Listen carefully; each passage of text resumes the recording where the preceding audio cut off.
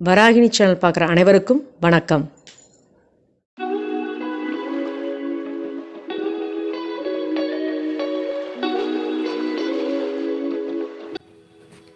இன்றைக்கி நம்ம பார்க்க போகிற வீடியோ என்னன்னு பார்த்தீங்க அப்படின்னா, கார்த்திகை பொரி ஸ்வீட் எப்படி பண்ணுறது அப்படின்னு சொல்லிட்டு அதுக்கு தேவையான பொருள் பார்க்கலாம். பொரி, அவல் பொரி ஒரு டம்ளர் எடுத்துருக்கேன், இந்த டம்ளர் தான். அதுலேயே ஒரு டம்ளர் வெல்லம், தேங்காய், ஏலக்காய், நிலக்கடலை, பொட்டுக்கடலை, அப்புறம் பார்த்திங்கன்னா சுக்கு, முந்திரி, அவ்வளோதான். இது வந்து எவ்வளோ நீங்கள் அவல் பொரி எடுக்கிறீங்களோ அந்த அளவுக்கு அதே அளவு சேம் அளவு வந்து வெல்லம் எடுக்கணும், அவ்வளோதான். இதில் இப்போ வந்து வெல்லம் வந்து நல்லா பாகு காய்ச்சிக்கலாம். வாங்க வெடிக்குள்ள போகலாம். இப்போ வந்து நம்ம தனியாக ஒரு கிண்ணத்தில் வந்துட்டு இந்த வெல்லத்தை ஃபுல்லாக போட்டுட்டு 1/4 டம்ளர் தண்ணி, எவ்வளோ டம்ளர் வெல்லம் போடுறோமோ அதில் 1/4 டம்ளர் தண்ணி இதில் ஊற்றணும்.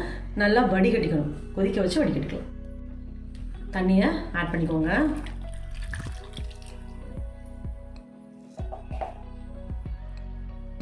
பாருங்கள், நல்லா வந்துட்டு கரைஞ்சிருச்சு, சூப்பராக கரைஞ்சிருச்சு. இதை நல்லா வடிகட்டிக்கணும். இது வந்து வடிகட்டிக்கலாம்.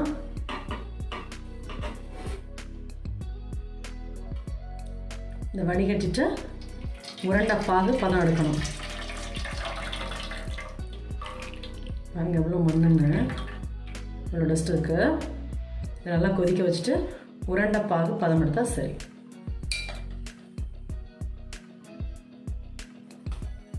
பாகு ஆகிறதுக்குள்ளே நம்ம வந்துட்டு ஒன்றுன்னா நெய்யில் நம்ம வறுத்துக்கலாம். இது பார்த்திங்கன்னா தேங்காய், இந்த நெய் கொஞ்சம் ஊற்றிருக்கேன், அதை போட்டு நல்லா ஃப்ரை பண்ணி எடுத்து வச்சுக்கலாம். அதுக்கப்புறம் முந்திரி, அதுக்கப்புறம் பார்த்திங்கன்னா கடலக்காய், பொட்டுக்கடலை, இதெல்லாம் போடலாம். நல்லா ஃப்ரை பண்ணிக்கோங்க.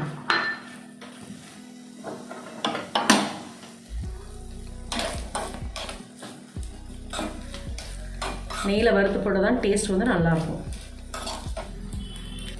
அது நல்லா ரோஸ்டடாக ஃப்ரை ஆகிடுச்சு. இதை எடுத்து வச்சுட்டு நம்ம முந்திரி போடலாம்.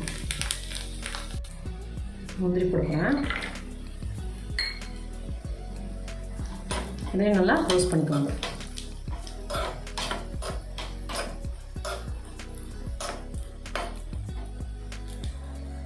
இது ரோஸ்ட் ஆகிடுச்சு, எடுத்துடலாம். அடுத்தது நிலக்கடலை.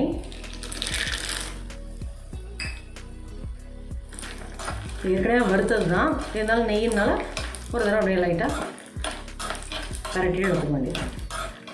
இதோட சேர்ந்து பொட்டுக்கடலையும் போட்டுக்கலாம்.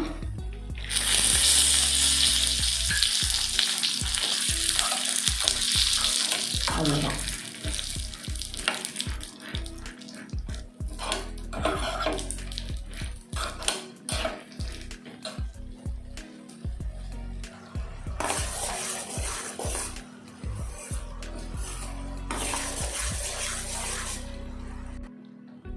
உருண்டை பாகப்பதான் வந்திருக்கு. பாருங்கள், கொஞ்சம் தண்ணி எடுத்துக்கோங்க, இதை கொஞ்சம் விடுங்க. பார்த்தீங்க அப்படின்னா நம்ம கையிலேயே அப்படி எடுக்கிற மாதிரி வரும், சரிங்களா? இந்த மாதிரி எடுக்கிற மாதிரி வரணும். அப்போ தான் அது பாகு ரெடி ஆகிடுச்சுன்னு அர்த்தம். பாருங்கள், வந்துடுங்களா? இப்போ வந்து பாகு வந்து ரெடி ஆகிடுச்சு. இப்படி வரணும். நம்ம ஸ்டவ்வை ஆஃப் பண்ணிடலாம். ஸ்டவ் ஆஃப் பண்ணிட்டு இப்போ நம்ம ஃப்ரை பண்ணி வச்சுருந்தோம் இல்லையா, அது எல்லாத்தையுமே அதில் ஆட் பண்ணிக்கலாம்.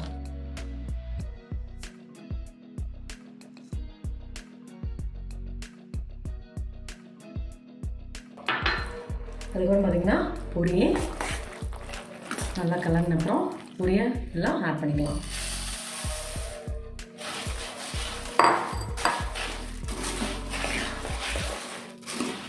அப்புறம் பார்த்தீங்க அப்படின்னா ஏலக்காய், சுக்கு, ஏலக்காய், சுக்கு நல்லா கலரிக்கலாம்.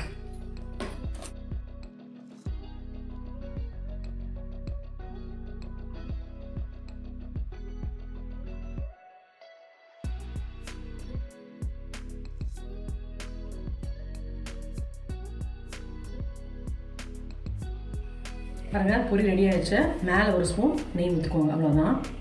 ஒரு பவுலுக்கு மாதிரி உங்களுக்கு காமிக்கிறேன்.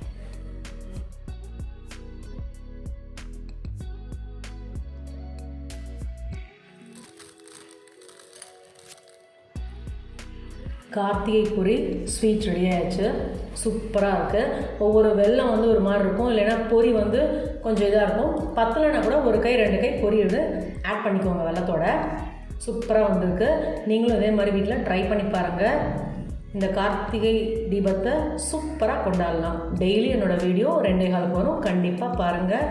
Good food, good life. Thank you. இந்த வராகினி சேனலை பார்க்குற நீங்கள் ஷேர் பண்ணுங்கள், லைக் பண்ணுங்கள், சப்ஸ்கிரைப் பண்ணுங்கள். மறக்காமல் பெல் ஐக்கானை கிளிக் பண்ணிடுங்க. இந்த ப்ரோக்ராமை இன்ஸ்டாகிராம்லேயும் டெலகிராம்லேயும் ஃபாலோ பண்ணுங்கள். தேங்க்யூ.